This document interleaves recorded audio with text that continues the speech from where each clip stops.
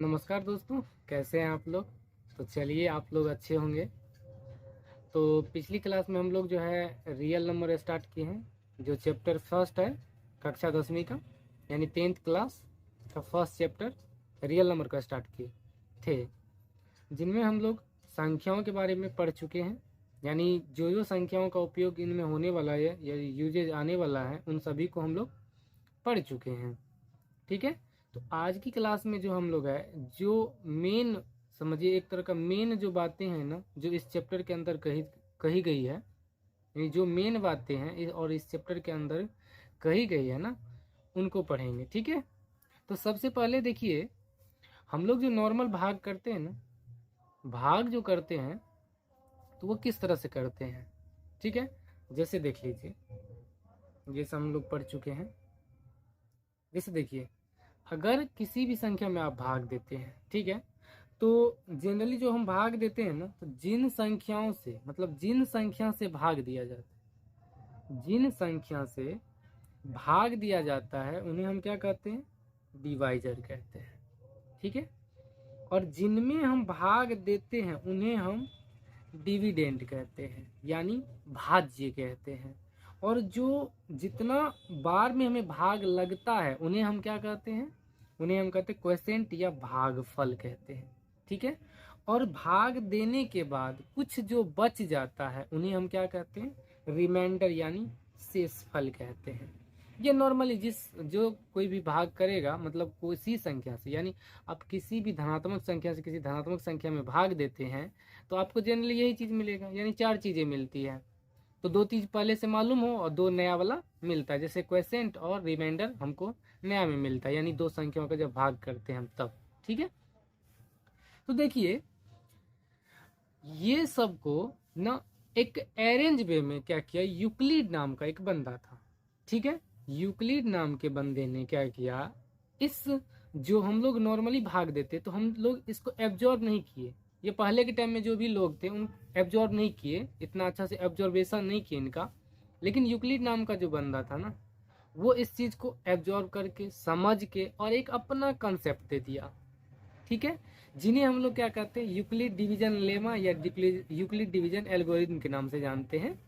थोड़ा मिलता जुलता ही है। तो उन्होंने क्या कहा, इसका नाम दे दिया यूक्लिड डिवीजन लेमा के नाम से। ठीक है। यानी यूक्लिड डिवीजन प्रेमिका या प्रेमिका, इनका नाम दे दिया है। ठीक है।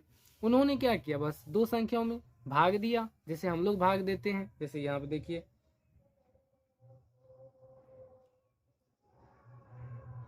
जैसे हम लोग जनरली भाग देंगे, किस में भाग देंगे, जैसे मान लीजिए हम 2 से भाग देते हैं यहाँ पे 8 में।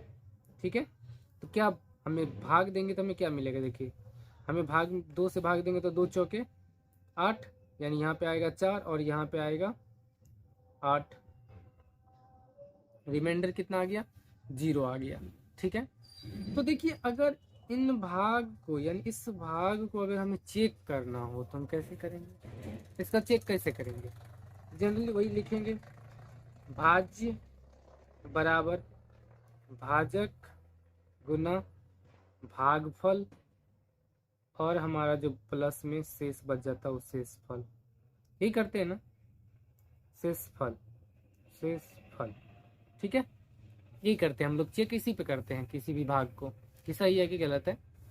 तो देखिए, यूक्लिड क्या किया, यूक्लिड नाम का जो बंदा था ना, वो क्या किया, इस भाग, जो भाज्य है ना, इसको डिनोट कर दिया ए से, और जो भाजक है ना, इसको डिनोट कर लिया बी से। तब का आप जब ए में ना, अगर ए में आप बी से भाग करते हैं, ठीक है, तो आपको क्यू और आर इस प्रकार मिलेगा, इस प्रकार मिलेगा कि जहां जो आर का जो वैल्यू होगा ना, ये आर का जो वैल्यू होगा ना, ये भाजक बी से छोटा एवं 0 के बराबर या बड़ा होगा। यही चीज उन्होंने दे दिया और इसी का नाम पड़ गया यूक्लिड डिवीजन लेमा। ठीक है। यानी ये जो फॉर्मूला दे दिया ना, ए बराबर बी क्यू प्लस में आर, और ये एक नया बात इसमें क्या ऐड कर दिया, ये ऐड कर दिया कि आर का जो मान होगा ना, यानी रिमाइंडर कभी भी भाजक से बड़ा नहीं होगा। ऑब्वियसली बात है कि भाजक से कभी बड़ा शेष नहीं हो सकता है। लेकिन इस चीज को ना उस समय के जो भी लोग थे ना उन्होंने अच्छे से एब्जॉर्ब नहीं किया, और किया भी होगा तो कोई लिखित परिमाण मतलब परिमाण नहीं दिए थे या लिखित परिणाम नहीं दिए थे, यानी लिखित रूप से कहीं नहीं ये लिखा हुआ था कि भाजक से हमेशा जो शेष बचता है वो छोटा होता है। लेकिन यूक्लिड ने क्या किया, इस चीज को लिखित रूप से दे दिया। ठीक है, यूक्लिड नाम का एक शायद उनका पुस्तक था, उनमें शायद दिया हुआ है, जो आगे देखेंगे कब दिया था। देखिए, तो उन्होंने क्या दे दिया, एक फॉर्मूला दे दिया, कहा आप कोई भी दुनिया का संख्या उठा लीजिए, दो संख्याओं का जब भाग करिएगा तो उसमें जो भाजक होगा ना वो हमेशा शेष से बड़ा होगा, और शेष या तो क्या होगा, या तो जीरो आएगा, यानी आर का मान या तो जीरो होगा, या आर का मान जीरो से बड़ा होगा, यानी जीरो से बड़ा होगा। दो ही केस हो सकता है। आर का मान क्या होगा, या तो आर का मान जीरो होगा या जीरो से बड़ा होगा। जैसे नॉर्मली हम लोग किसी संख्या में भाग देते हैं, देखिए जैसे हम कहेंगे कि 5 से ना 5 से भाग दीजिए 9 में, 9 में भाग देने बोले तो कैसे करिएगा, 5 से 5, क्योंकि 2 बार में तो ज़्यादा हो जाएगा, तो यहाँ पे 5 लिखेंगे, यहाँ पे 4 लिखेंगे। ठीक है, तो देखिए यहाँ पे जो ये आर का वैल्यू हुआ और ये हुआ बी भाजक, तो देखिए क्या भाजक हमेशा बड़ा नहीं है आर से, यहाँ पे देखिए बड़ा आ रहा है। अब मान लीजिए इस केस में देखिए आर का मान क्या है, आर का मान 0 के बराबर है, तो आर का जो वैल्यू है ना मतलब शेष जो है ना वो 0 भी हो सकता है और 0 से बड़ा भी हो सकता है, लेकिन हमेशा उसको भाजक से छोटा होना पड़ेगा। अगर भाजक से छोटा नहीं होगा तो भाग तो चलते रहेगा। इसीलिए इसी बात को ना यूक्लिड ने देखा और अच्छे से ऑब्जर्व किया, और इस बात को एक फॉर्मूला के पैटर्न पे बैठा के हमको दे दिया, जिसे आज हम लोग यूक्लिड डिवीजन लेमा के नाम से जानते हैं। ठीक है, यूक्लिड डिवीजन प्रमेय। ठीक है, देखिए यूक्लिड विभाजन प्रमेय, ये है ना यूक्लिड विभाजन प्रमेय, यूक्लिड विभाजन प्रमेय ये है। और देखिए ये क्या कहा कि दो धनात्मक पूर्णांक a और b दिए रहने पर दो अद्वितीय पूर्ण संख्याएं प्राप्त होता है कि ये a बराबर बी क्यू प्लस आर, जहाँ r का जो वैल्यू होगा ना, जो रिमाइंडर है ना हमारा, ये 0 के बराबर या 0 से बड़ा हो सकता है, लेकिन हमेशा भाजक b से देखिए यहाँ पे छोटा होना चाहिए, ये कहा। ठीक है, और इस परिणाम की जानकारी बहुत पहले से थी, लेकिन लिखित रूप में इसका सर्वप्रथम उल्लेख यूक्लिड्स एलिमेंट्स की पुस्तक में किया गया। यानी यूक्लिड्स जो है अपना पुस्तक लिखा था और लिखित रूप से इसका जो है परिणाम इसमें मिला था। ठीक है, पहले से जानकारी होगी लेकिन ऐसा लिखित कोई प्रूफ नहीं था। ठीक है, इनका प्रूफ दिया। और ये क्या कर, देखिए आपको यहाँ पे घबराना नहीं कि ये दो धनात्मक पूर्णांक, भाई सिंपल बात है, हम लोग भाग करते तो धनात्मक पूर्णांक ही लेते हैं। ठीक है, जैसे यहाँ पे क्या है, जैसे 2 से भाग देना, मान लीजिए हमको 9 में, तो क्या करेंगे, दो धनात्मक पूर्णांक लिए ना, a बराबर जो बड़ा रहता है उसको a मानेंगे, जो छोटा रहेगा उसको b मानेंगे, यानी बड़ी संख्या में छोटी संख्या से भाग करेंगे। ठीक है, तो भाग दीजिएगा तो क्या आएगा, देखिए नॉर्मली जो आता है सभी को ऐसे ही आएगा, 2 चौके 8, यहाँ बच गया, कलर थोड़ा सा दूसरा कर लेते हैं, हाँ चलिए, 2 चौके 8, यहाँ बच गया 1, यानी दो धनात्मक पूर्णांक का भाग करिएगा तो हमें कह रहा दो ऐसी अद्वितीय करने का मतलब उनके जैसा और कोई दूसरा नहीं आने वाला इसमें। अगर आप 2 से भाग करते हैं 9 में तो जो क्वेश्चन आता है 4 और रिमाइंडर जो 1 आता है, इनके अलावा कोई और इनके जैसा दूसरा आ सकता, सीधी सी बात है यार, नहीं आ सकती है, बिल्कुल नहीं आ सकती है। कैसे आएगा, भागफल और शेषफल यूनिक होगा, यानी अद्वितीय होगा, उनके जैसा फिर दूसरा इस दो संख्याओं को भाग देने पर जो आता है भागफल और रिमाइंडर, वो दूसरा नहीं आ सकता इसमें। ये तो सीधी सी बात है यार, तो उसी को क्या नाम दे दिया, अद्वितीय नाम दे दिया। ठीक है, यही था, इन्हीं को कहेंगे। और यही फॉर्मूला जो है ना, ये जो है इसी का नाम यूक्लिड डिवीजन लेमा है। ओके, समझ गए होंगे। और यूक्लिड डिवीजन एल्गोरिथम क्या है, ये क्या है, यूक्लिड डिवीजन एल्गोरिदम। अगर आप किसी भी दो संख्याओं का HCF, क्या बोल रहे हैं, HCF, अगर आप किसी भी दो संख्याओं का HCF अगर यूक्लिड डिवीजन प्रमेय का उपयोग करके यानी यूज करके अगर आप ज्ञात करते हैं तब उन्हें हम यूक्लिड विभाजन एल्गोरिदम करते हैं। एल्गोरिदम का मतलब क्या होता है कि आप किसी भी दो संख्याओं का, धनात्मक संख्याओं का HCF निकालते हैं और किसका यूज करके, यूक्लिड डिवीजन लेमा का। तो उनमें कुछ स्टेप्स होते हैं, यानी उसी स्टेप्स को अगर हम लिख देते हैं ना तो उन्हें हम यूक्लिड डिवीजन एल्गोरिदम के नाम से जानते हैं। ठीक है, जो कि यहाँ पे लिखा हुआ है। ये क्या कहता है, सुपरिभाषित, क्या कह रहा है, सुपरिभाषित श्रृंखला है जो विशेष प्रकार की समस्या को हल करने की विधि प्रदान करती है। ठीक है, हल करने की विधि प्रदान, यानी यह एक हल करने के, किसी भी समस्या को सॉल्व करने के एक मेथड है। ऐसी मेथड का नाम है यूक्लिड डिवीजन एल्गोरिथम। और यूक्लिड डिवीजन एल्गोरिथम को हम EDA से और यूक्लिड डिवीजन लेमा को EDL से डिनोट करते हैं। ये बात ध्यान में रखिएगा। ठीक है, यानी इन्हें हम EDA से और इन्हें हम EDL से डिनोट करते हैं। आई होप आप लोग को इतना बात समझ में आ गया होगा। ठीक है, देखिए शब्द, ये जो शब्द है एल्गोरिदम 9वीं शताब्दी के एक फारसी गणितज्ञ अल ख्वारिज्मी के नाम से लिया गया है। यानी ये जो एल्गोरिदम शब्द है ना, ये 9वीं शताब्दी के एक फारसी गणितज्ञ अल ख्वारिज्मी के नाम से लिया गया है। ठीक है, ये आप NCERT के बुक में पढ़ सकते हैं, वो आगे इंट्रोडक्शन में दिया हुआ रहता है। ठीक है, आप वहाँ से भी पढ़ लीजिएगा।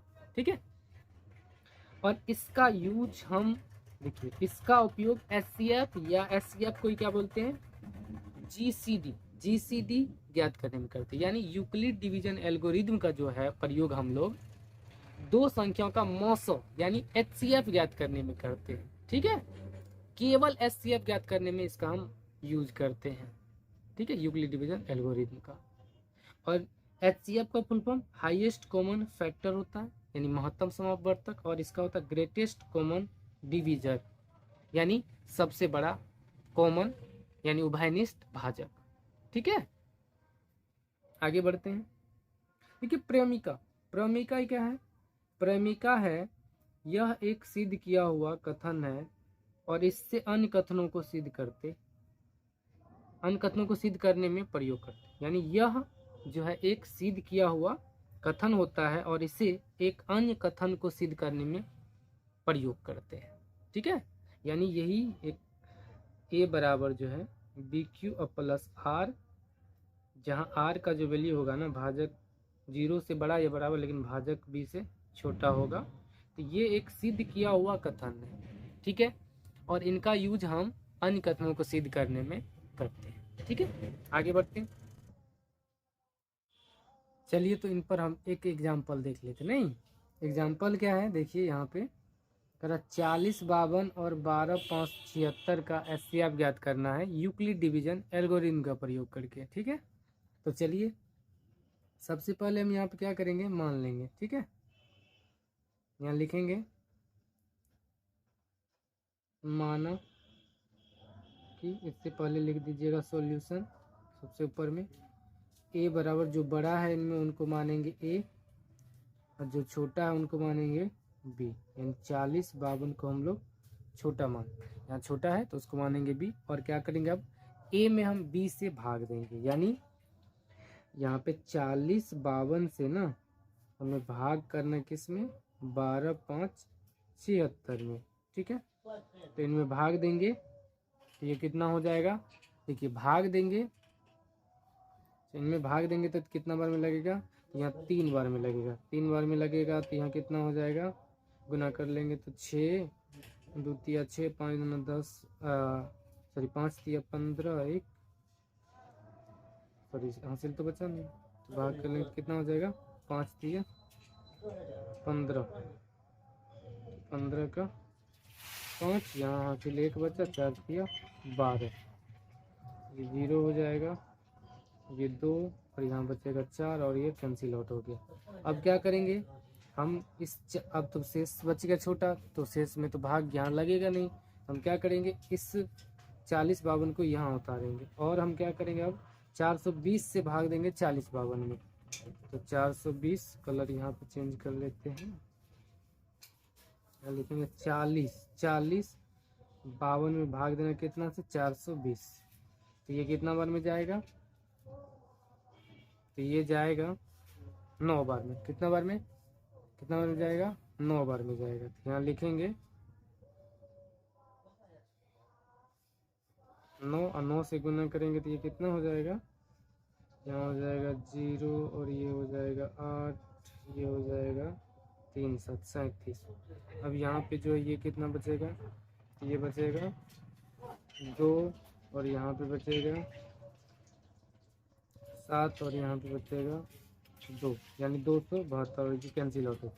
अब 272 में क्या करेंगे हम फिर, अब हम क्या करेंगे 420 में भाग देंगे।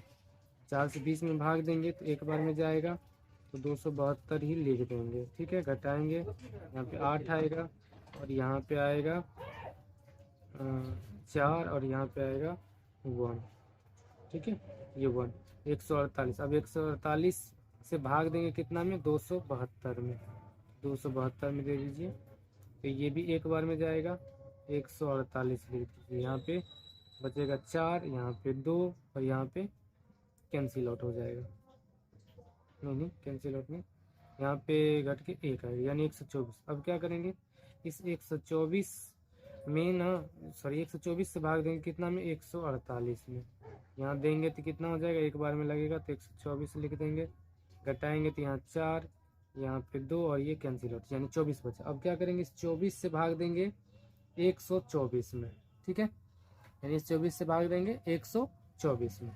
ये कितना बार में जाएगा, ये 5 बार में जाएगा। यहाँ हो जाएगा 5 चौके 20, फाइनल 10 2 12, 120। यहाँ बचेगा 4।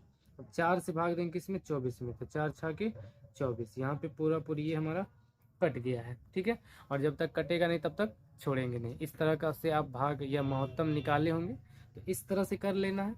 ठीक है, इनको हम थोड़ा सा छोटा कर लेते हैं।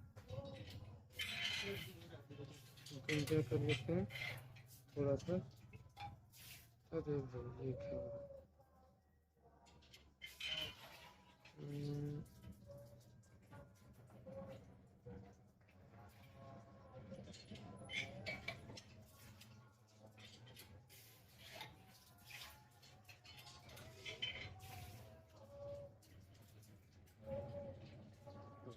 छोटा कर ली।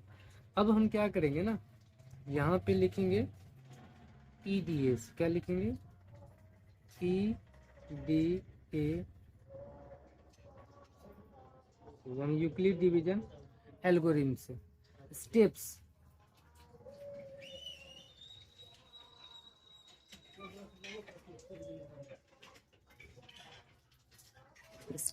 अब स्टेप्स में पहला स्टेप क्या किए हैं, फर्स्ट स्टेप में हम क्या किए, जो है 12 5 76 बराबर लिखे हैं 40 52। इससे भाग दिए तो भागफल कितना आया है, देखिए 3 आया और शेष कितना बचा है, शेष बचा है 420। तो इसको ऐसे लिख देंगे। फिर यहाँ पे लिखेंगे चूँकि R जो है ना ये 0 के बराबर नहीं है। ठीक है, फिर क्या करें हैं दूसरा स्टेप में हम 40 52 में भाग दिए किससे, 420 से। फिर हमें भागफल कितना आया, तो यहाँ देखिए भागफल आया है 9, तो यहाँ 9 लिख देंगे। फिर शेष कितना बचा है, तो 272 बचा है। ठीक है, फिर अगला स्टेप में क्या किए हैं, अगला स्टेप में हम लोग किए हैं यहाँ पे जो 420 में ना भाग दिए हैं। यहाँ पे लिख देना है, एक चीज़ छूट गया है, यहाँ पे लिख देना पड़ेगा चूँकि R जो है ना ये 0 के बराबर नहीं है, और जब तक R 0 के बराबर नहीं आ जाए तब तक हम ऐसा करते रहेंगे। ठीक है, उसके बाद यहाँ पे क्या किए, तो 420 था, फिर यहाँ पे 272 को भाजक मान लिए। कितना बार में लगाया, देखिए 272 से लगाए तो एक बार में लगाए, तो 1 लिखेंगे। शेष कितना बचा, तो 148 बचा हुआ, तो यहाँ पे 148 लिख दिए। फिर लिखेंगे चूँकि R जो है 0 के बराबर नहीं है। फिर क्या किया हम 272 को भाज्य मान लिया और 148 को भाजक मान लिया। 148 से भाग दिए, एक बार में लगा है तो 1 लिखेंगे, शेष बचा 124 तो 124 लिखेंगे। ठीक है, फिर भी आर जो हमारा 0 है, मतलब 0 के बराबर नहीं है। ठीक है,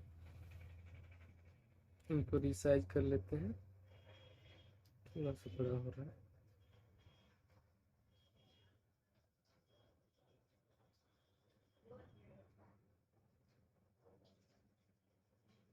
चलिए अब देखिए फिर क्या किए, फिर क्या करेंगे, आर तो 0 के बराबर नहीं है, जब तक आर 0 नहीं आएगा तब तक रुकना नहीं है। तो आर 0 के बराबर नहीं आया तो हम क्या करेंगे, यहाँ पे हम फिर क्या करेंगे, यहाँ पे 148 को मान लेंगे भाज्य और 124 को मान लेंगे भाजक। 124 से देखिए भाग दिए, कितना बार में लगा, एक बार में लगा है, भाग शेष कितना बचा है तो 24 बचा है, 24 लिख देंगे।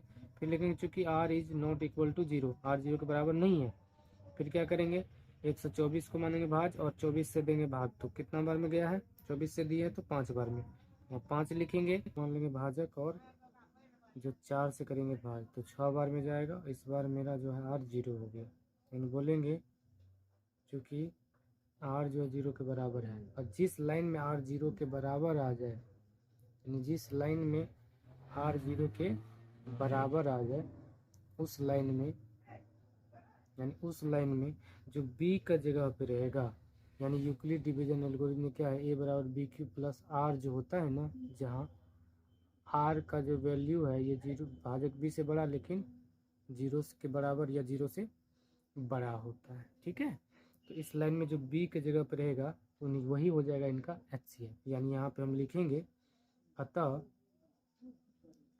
HCF ऑफ किसका किसका, तो 12, 5, 76 और 40, 52 बराबर कितना आ गया, 4 आ गया, और यही हो गया मेरा आंसर। ठीक है, तो यूक्लिड एल्गोरिथम क्या है, ये जो स्टेप्स हमने कुछ किए हैं, ये स्टेप्स जो चरण बाय चरण लिखे हैं ना, इन्हीं को बोलते हैं यूक्लिड डिवीजन एल्गोरिथम। ठीक है, और अगर आप इस स्टेप्स का यूज करके अगर दो संख्याओं का HCF ज्ञात कर लेते तो ऐसे क्वेश्चन आपको बोर्ड एग्जाम में 2 मार्क्स में पूछे जाते हैं। ठीक है, तो आई होप आप लोग समझ गए हों। तो ठीक है, आज की वीडियो में बस इतना ही। तो आगे का जो भी एग्जाम्पल्स वगैरह बच गए हम लोग आगे के वीडियो में देखेंगे। तो तब तक के लिए जय हिंद।